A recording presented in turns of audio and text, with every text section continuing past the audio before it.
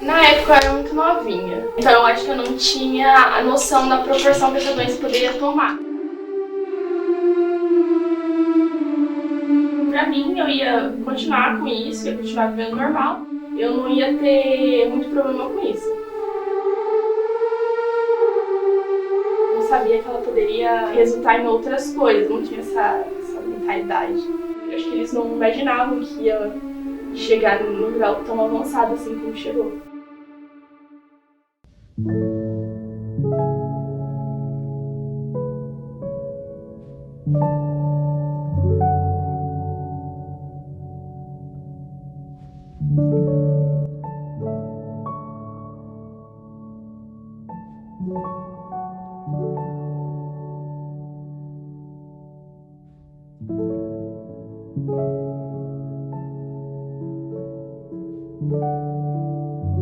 Eu lembro que a primeira vez que me falaram que eu tava com uma falha na cabeça, eu tava no terceiro colegial, e eu tava com meu cabelo preso, tipo, em rabo, assim, sabe, rabo de cavalo. E aí, a menina que sentava atrás de mim, eu lembro o nome dela até hoje, a Adriana, ela virou e falou assim, Sara, o que é isso no seu cabelo? Eu falei, o quê? Ela falou assim, tem uma falha aí. Eu falei, uma falha? Como assim, né? Tipo, como assim uma falha? Tem uma falha no seu cabelo, era aqui atrás, onde sempre quando a minha queda de cabelo começou, ela sempre começou muito aqui atrás. Então, a minha BC, ela ataca quando a minha imunidade está muito baixa, e isso acontece quando eu passo por uma situação de estresse. A minha alopecia é totalmente emocional, então eu comecei num quadro de BC, e aí a minha imunidade abaixou, e aí eu comecei a, enfim, sentir muita dor. E eu acho que o momento que eu tava vivendo foi mais estressante do que o normal, né? A gente tava em pandemia, enfim, algumas coisas pessoais tinham acontecido comigo. E eu passei da BC pra alopecia. O cabelo com a autoestima da mulher. É um tema que vai estar ligado também a essa questão cultural, né? Principalmente relacionado à seguinte coisa, a gente tem uma imposição cultural aos cabelos compridos.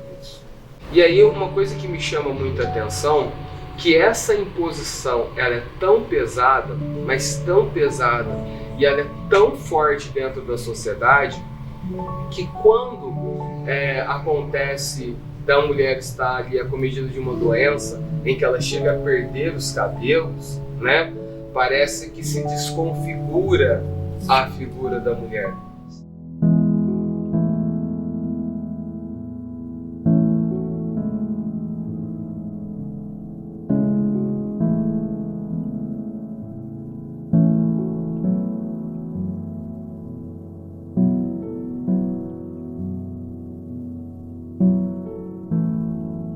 Dia que eu fui numa sala de educação física do colégio e aí eu tive a percepção naquela sala, eu olhando para os espelhos, do quão gorda eu estava.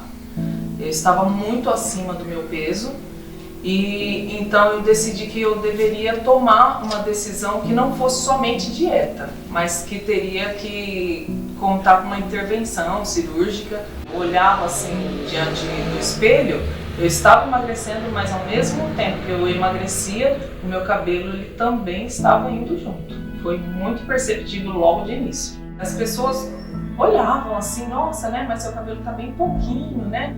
Aconteceu alguma coisa?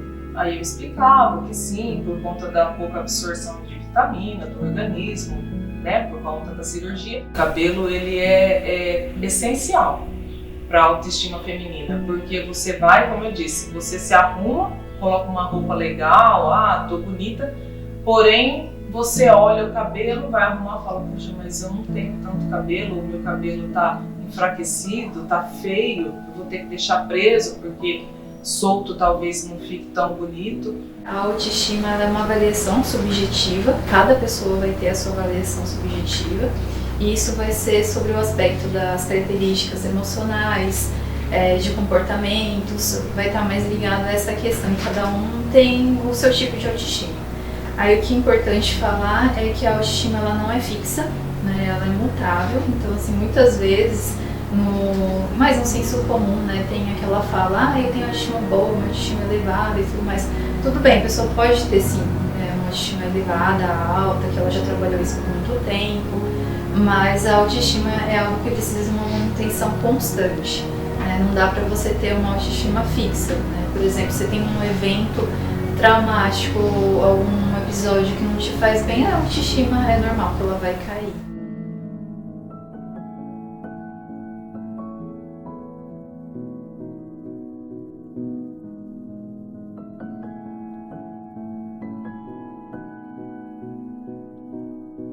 Horrível, eu me sinto uma outra pessoa, não sou eu, diante dessa situação toda, sabe? Inclusive essa queda de cabelo que me faz falta, meu cabelo sempre foi soltinho, o cacheado, certo? Às vezes fazia uma escova, estava sempre lisinho, e hoje eu não posso fazer nada. O cabelo era tudo, porque eu estava sempre com o cabelo arrumado, sempre escovado, sempre tingindo, né, passando uma tinta e tal, sempre bem cuidado. Tudo do Covid. Perdi um pouco da audição, perdi um pouco da memória e a queda de cabelo imensa. Falei, vou ficar careca, porque o caminho é esse, sabe? É para ficar o vício mesmo.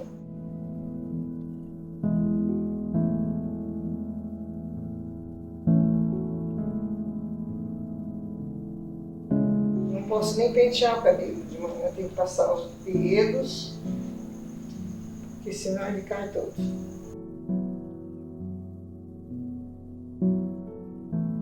A gente vê muita gente que teve Covid e depois disso acaba tendo a repercussão da queda de cabelo. Então ela é uma infecção relativamente grave e que acaba tirando a pessoa da rotina, do normal dela, né? Então ela vai acabar acarretando mudanças aí no perfil da pessoa, né? Tipo, desde a alimentação até os hábitos de vida, e isso o cabelo acaba respondendo isso também. Demora até uns 6 meses para normalizar, isso é a parte chata, porque demora um tempo e fica caindo todo esse tempo. Pode perder cerca até de 50% do volume do cabelo, então é muita coisa. Aí a pessoa começa a achar até que vai ficar careca mesmo, né? Mas não, vai voltar ao normal, uma coisa passageira, porque o Covid foi passageiro. Então a causa do problema já foi retirada, né? Ela já não tem mais a doença. Então vai ter a queda, mas aí depois retoma ao normal, volta ao normal.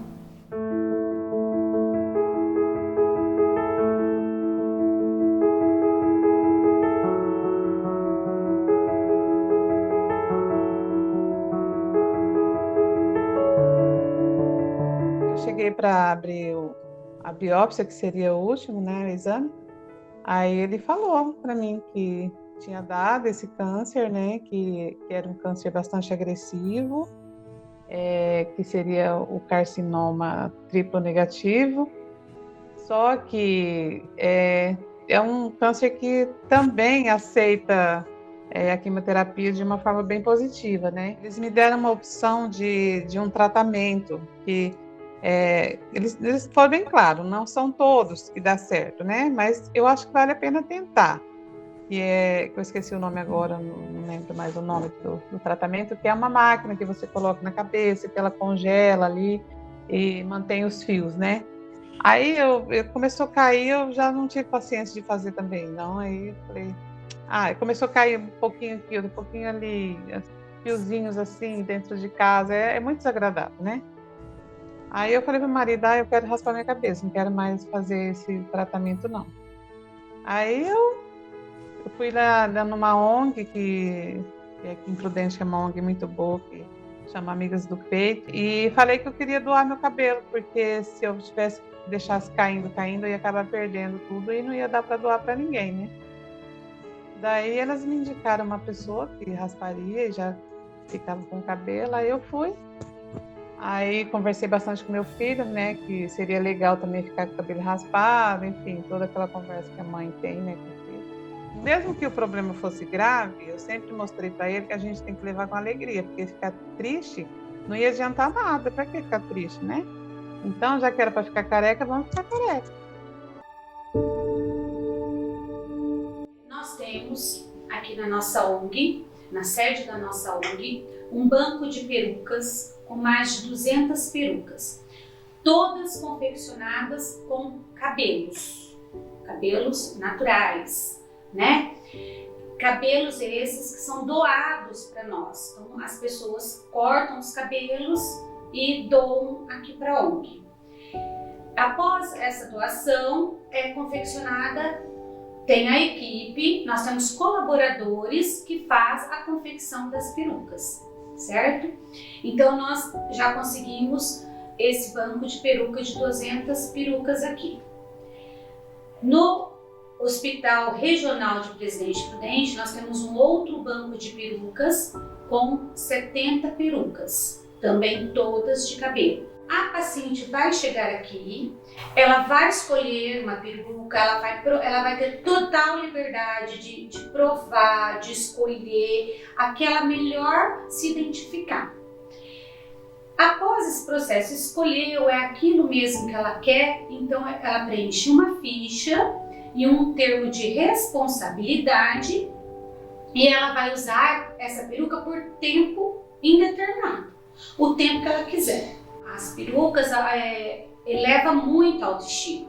A gente percebe no dia a dia aqui, a paciente chega carequinha ou já o cabelo bem ralinho, então ela coloca a peruca, é outra pessoa. Sabe, você vê que o sorriso dela tá diferente, o olhar tá brilhando, sabe, elas saem felizes daqui, felizes mesmo, sabe, você vê que ela está se realizando. Hoje em dia, as perucas estão tão modernas, tão sofisticadas, que não dá para você perceber. Às vezes a paciente vem aqui e a gente nem percebe que ela veio careca. Quando ela sai, a gente vê outra pessoa, né? Parece que não é o cabelo dela.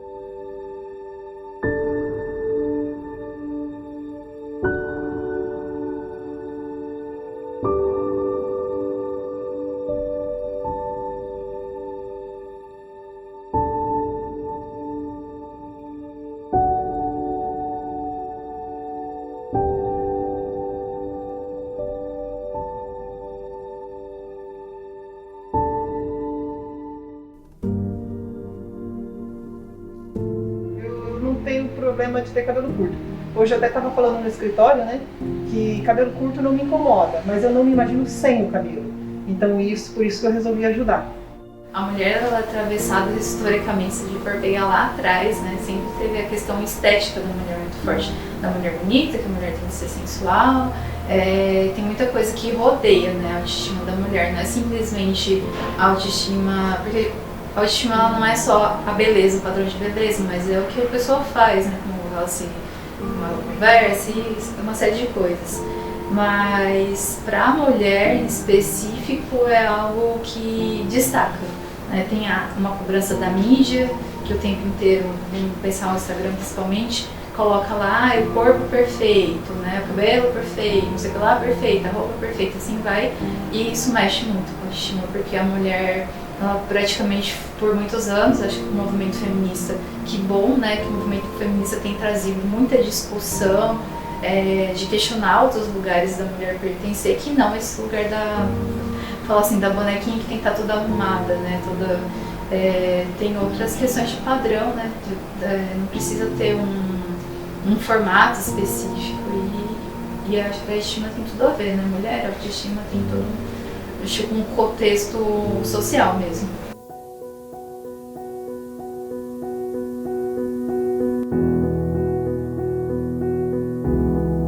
A gente tem pressão da sociedade, das pessoas que estão em volta, com relação a tudo. E assim, na época, eu tava tão atordoada que pra mim era uma coisa assim a mais e muito crucial para mim, mais um sofrimento, porque as pessoas falam assim, nossa, o que está acontecendo com você? Nossa, seu cabelo não é mais igual, né? E assim, você tem que dar satisfação, de uma certa forma as pessoas cobram uma satisfação de você, com relação a tudo. Então assim, você fica meio que num beco sem saída, assim, você não sabe o que faz, e essa pressão também ela só faz piorar. Eu fui percebendo que começou a ter muita queda de cabelo, né? E eu não percebia que eu estava perdendo cabelo até então. porque eu fiquei totalmente assim, desnorteada, né? Mas foi após o falecimento da minha mãe. Foi um processo assim, muito complicado, psicologicamente, esteticamente, porque você já está totalmente abalada, né? Você está numa situação assim, de uma perda emocional muito grande, e aí quando você percebe que você está perdendo o cabelo, que é uma das coisas assim, vamos dizer, entre aspas, mais importante, né, no corpo, principalmente da mulher, então dá um baque assim, muito grande. Foi muito sofrido também essa percepção, sabe? Os traumas, eles podem desencadear de várias formas, né? Eu, como terapeuta corporal, essa linha, a gente estuda muito o quanto questões que estão inconscientes podem refletir no corpo. Um termo que acho que um pouco mais conhecido é a somatização. Então, o nosso corpo ele tem a capacidade de somatizar doenças. Vou dar um exemplo. Pessoa muito ansiosa não é uma regra, né? Só um exemplo. Pode ser que uma pessoa muito ansiosa ela não consegue colocar essa ansiedade para fora, ela não consegue falar e de repente ela começa a ter alergia, psoríase, alguma coisa, e você vai lá investigar, é uma questão emocional. Aí você vai mais a fundo, tem uma questão de trauma lá atrás. Então, assim, o nosso corpo tem essa capacidade de descarregar algumas emoções, vou falar assim, algumas sensações no corpo. Ainda mais nesse momento que a gente está vivendo da pandemia, que a gente não dá para deixar de fora, né? Se você assistir um programa de televisão qualquer, ou passar 24 horas, quantas horas você vai ver uma mulher de cabeça raspada na televisão? Para que se possa ser tratado numa figura de normalidade. E aí essa figura da autoestima, ela ser entendida da seguinte: perdi os cabelos. Ah, não, mas o que importa é o que eu sou. Então, nós temos uma imposição cultural que é ligada à figura do cabelo e é ligada à figura da beleza ali. E que é muito complicado e que a nossa sociedade ela precisa começar a romper. Porque ao mesmo tempo que a gente fala de identidade, ali a identidade precisa de uma diversidade sendo mostrada, porque, por exemplo, as pessoas só vão construir uma identidade se elas tiverem o conhecimento de que existem outras identidades. Eu tinha essa ideia de querer compartilhar o que estava acontecendo, porque eu nunca vi ninguém compartilhando sobre alopécia, né? Eu conversei com algumas meninas que tiveram alopecia e elas sempre falaram muito da vergonha de você falar sobre isso. E tudo isso pra mim virou uma jornada. Todos os sentimentos envolvidos, todas as questões comigo mesma, de me achar feia, as questões de eu nunca estar, de eu ter momentos muito ruins, de eu não estar me sentindo bem sempre, de eu não estar dando risada sempre. A jornada de eu ter que entrar no SUS pra conseguir esse remédio. De como isso tudo é muito silencioso e a gente às vezes não faz ideia de como pode acabar no fim, que acabou comigo, por exemplo. Hello! Hoje é um daqueles dias péssimos, que eu odeio o meu cabelo, coloquei uma presilha aqui, mas não quero sair de casa, não quero, tentei colocar um lenço, odiei. É aquele dia que a gente sai de casa só porque a gente não pode parar, né? Então, dia mal, hoje é um dia ruim. Eu tomei banho, lavei meu cabelo. Geralmente quando eu lavo meu cabelo, ele cai literalmente tufo, sabe? Como se eu tivesse pego isso, cortado aqui. E hoje eu lavei e ele não caiu tanto assim. Então hoje eu estou muito feliz. Hoje é um dia bom, isso é uma coisa boa e a gente tem que celebrar as pequenas coisinhas. Uma coisa que me ajudou muito, eu gosto muito de escrever. E nessa crise de autoestima que eu tive, eu escrevi uma coisa falando assim, você não é o seu cabelo. Foi uma coisa que me deu 5 minutos assim, eu escrevi, eu até dei pra Giovana fazer um videozinho. Então aquele vídeo me ajudou muito nessa fase, porque quando eu tava nos meus piores dias eu voltava pra assistir ele, porque me ajudava de alguma forma. Um lembrete. Você não é o seu cabelo. O dia que eu ouvi essa frase, muita coisa mudou pra mim e eu queria deixar registrado. No começo desse ano, meu cabelo tava muito grande e eu tava me achando linda demais. Ele tava do jeitinho que eu sempre quis. De nenhuma forma eu imaginava cortar. Então eu comecei a lutar contra algo desconhecido até pros médicos. Não dá pra saber se é uma doença, é o excesso ou a falta de algo no meu corpo. E não descobrimos como combater a causa. Eu já tomei remédios, receitas naturais, aplicações de injeção e nada. Não temos nenhum resultado positivo. Ainda. Meu cabelo continua caindo e agora não mais alguns fios. Cai de tufo. Então, no meio do ano, eu cortei o meu cabelo por necessidade. Eu não me achava mais tão bonita, mas pensando por outro lado ia me ajudar. Só que isso também não adiantou. E o que eu tô aprendendo com isso? A primeira coisa é que eu não tenho controle de absolutamente nada.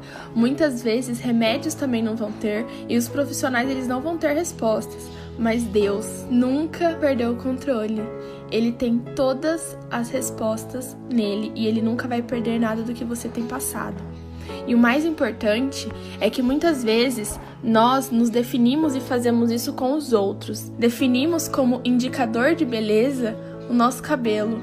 Esquecemos que cada um tem sua luta e ninguém sabe de nada sobre alguém. E muitas vezes deixamos que isso defina a nossa beleza. Tenho aprendido que o que me define é o que tenho dentro de mim. As roupas, os sapatos, os acessórios, cabelos, penteados, eles reafirmam, realçam e andam junto com algo que eu já sou. Bela.